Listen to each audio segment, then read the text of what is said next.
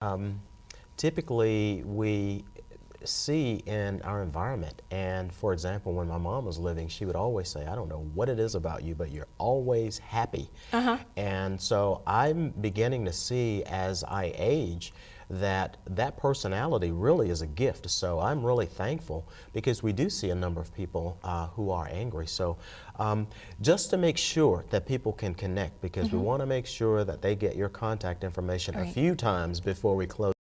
If you would just share all of your contact information so people can get in contact with you. Okay, well, they can reach me, they can visit my website, gotangermanagement.com, and that's GOTangermanagement.com. They can also contact me via email, which is teresa.hall@att.net or teresa.hall@gotangermanagement.com. My phone number is 901-283-8968. And they can also look me up through the Yellow Pages. We're in the Clark Tower, which is 5100 Poplar Avenue. Okay, great. And we're going to be giving that information again because we do want people to get back in contact with you. I'm sure, as with most people, you know, you're a basketball player and you don't hit all your shots. You're a baseball player and you don't hit all of the pitches. In your situation, I would imagine there are some times when you've just tried and tried, and you just don't get the results that you want. How does that come about, and what's kind of a case where, maybe not a particular case, obviously, because we know that it has to remain confidential. Right. But typically what happens when a situation is unresolved? Well, in anger management, I always open up the program for that and say, at the end of 10 weeks, even though it's a 10-week program, that doesn't mean that that's it, that you know, you can't come or the program is no longer offered to you. I've had several individuals, one anesthesiologist who attended the program 4 consecutive times, which totaled to be 40 weeks. Wow. Right. And so he was 100% committed to making that change and seeing that change in himself.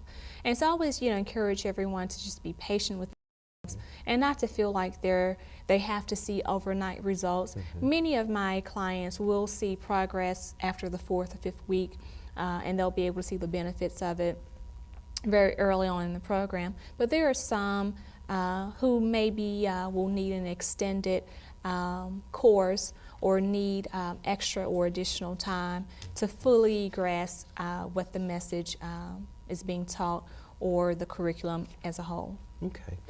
You've mentioned a few times, and in my mind, I always viewed something like this as more of a one-on-one kind of counseling session, but it sounds like you offer your training through courses or through classes. Right. So the people that you work with primarily come to you in a classroom setting? Right. Most of my clients are part of the group, and so it's a co-ed group. Men and women are allowed. It's open group discussion.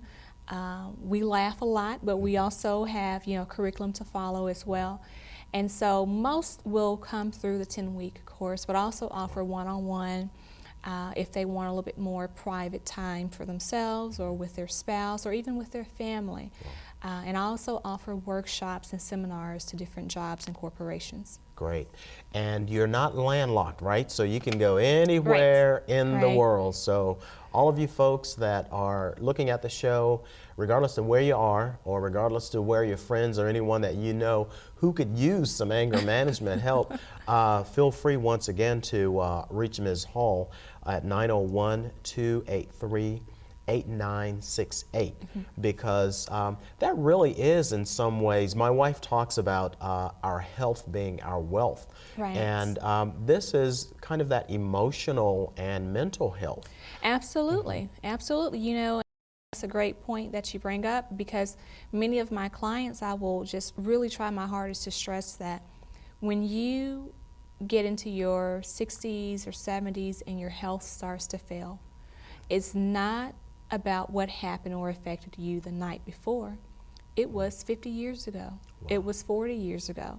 And so everything that that's affecting, that we're allowing to affect us now will eventually, if we're not careful, will eventually poke its head back into our health at a much later date. And sometimes sooner than, than expected. Now, that's a very interesting point, because so what you're saying basically is that there tends to be a lot of suppressed anger, and it just doesn't, unfortunately, rear its ugly head until a little bit later in life. Right. Our bodies can only hold and consume, and so it has to go somewhere.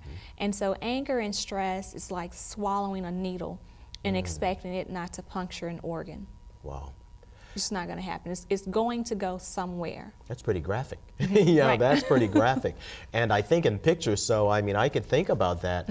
This also reminds me too of some counseling. You talked about working with married couples, and my wife and I have just recently started something with singles, and going to be working with some married couples in the future. But we were advised to not allow our sand buckets to get full, because once it does, it just spews over. Right. So what I'm hearing you say is, conceptually, the same thing happens. So it doesn't matter whether it's in a personal relationship or professional relationship. And once again, as it relates to our athletes, even an opponent or a teammate for that matter. Right. Wow. But I really like that graphic, so I'll have to make sure to keep that one in mind. So you heard that, ladies and gentlemen. Be careful with the needles that you're swallowing. You want to make sure that you don't have too many. Let's talk about, really, when we think in terms of some of the ways that we can resolve anger. We talked a little bit earlier about some of those ways, and typically in the broadcasting industry, you have to hear something about 3 or 4 times before it really registers. So list some more ways that we can resolve that anger again. Well, one way is being able to take a timeout. Timeouts are not just for children. Timeouts are for adults. I take timeouts all the time. And so it's your opportunity to pull yourself away from that situation and collect your thoughts, just gather yourself. And so we have to be able to tell the person and inform them, hey, right now isn't the best time for me. Can you give me about 30 minutes? And I'll be more than glad to come back and work with you on this situation. And so during those 30 minutes, that's your opportunity for you to gather yourself, for you to collect yourself and your thoughts. So that's one way. A second way is using I statements and not you statements. Whenever you use a you statement, you're automatically casting blame. And whenever blame is thrown to someone else, they usually throw it back. And so then now you have this conversation that's totally going downhill, and it may not have been the way you intended it to be. And so using more I statements, being able to negotiate, to problem solve, to compromise. We like to think, and I understand as human beings, we like to think that we're always right. But most of the times, I will say, to be generous, we're right, but we're not always right. And so we have to be able to consider the other person's point of view. It's not that we're rejecting our own, but it's that we're adding knowledge to ourselves by considering their perspective. And so that's something we want to, just really strongly emphasize in the program. But being able to start conversations, there's tension in the air. The tension is so thick you can see it. You could cut it with a knife. And so not ignoring those moments when we do need to start a conversation and say, well, honey, maybe it's just me. You may not, feel this, but I'm feeling a little bit of tension here. Is there something that I said or I did that offended you that I wasn't aware of? Because many times we offend people and we're completely unaware of it. And I tell my clients, we as a human being, we are blind to our actions and deaf to our words. And so we don't hear what we say. Whenever you're watching a vocalist or someone in the industry perform, they usually have on headphones or they have earplugs in. And that's for them to control their volume and their pitch and their tone. For us, it's unrealistic for us to walk around with headphones on so we can hear how we sound. And so we do have to hold ourselves accountable for giving a little bit of thought to that. And also there's nothing wrong with having your partner your significant other holds you accountable and say, hey, honey, you know, that came out a little rough, you know, because again, it's hard for us to hear what we're saying. We become tone deaf, and so are we blind to our own actions. Wow. I would imagine in that 10 weeks, you cover a lot of material. And I've heard just a number of things here. For example, to really be other people focused versus being me focused. Right. I think the I statements are very powerful because you talked about the ownership and the accountability. Right. One of the things that I have seen as being most difficult for the majority of people, fortunately for me, it's not as uncomfortable, but I'm sure I had to get to that point. And that's to really role play.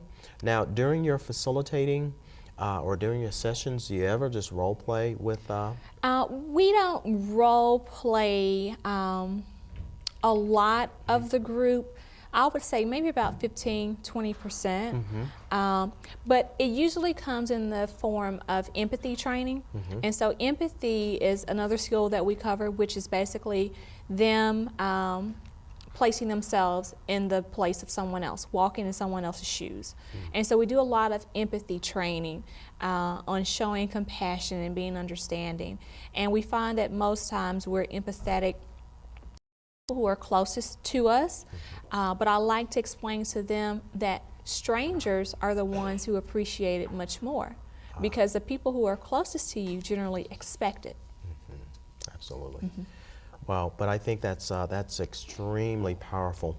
And there's one topic that I'd like to ask you real quickly before we close out too, and that's a term, impulse control. We've heard that associated with a number of athletes. Could you explain a bit about impulse control, please? Right. Well, you know, it's similar. It's you just simply gaining and being able to control those actions. You know, one of the things that I will tell the clients is, you know that you're over something when you can resist the urge to bring it up or to throw it back at that person. That's how you know that you really gained resolve on a certain issue. And so I think about impulse control in that way, that we can resist the urge and that we can think 2, 3, 4, 5 steps ahead and say, if I do this, what are the consequences going to be? What will the outcome look like? And so we try our best to really alter those outcomes by having that filter from our mind to our mouths. So. Okay. So probably one of the old cliches that we've heard from long ago that would be good for what is probably a new term for some people is to just think twice and act once. Right. Because there are just a number of folks that we've heard of that really have had some concerns with impulse control. Absolutely. Okay. Let's, as we're winding down, we want to make sure people can get in contact with you. So if you will share your information again, please, your contact information. Well, they can reach me at godangermanagement.com, or they can contact me via email, teresa.hall@godangermanagement.com. The phone number is 01-283-8968, and again, we're located in the Clark Tower. Oh, great.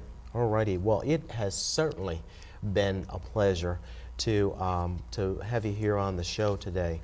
I know that Coach Gwen and I have been really excited about talking with you. We've enjoyed meeting with you prior to, and look forward to hopefully talking with you some more and helping some other people along the way, because we realize that we are in a society that's just really laced with stress, with the downsizing and the economy being as it is, and then to really people buying into all of that.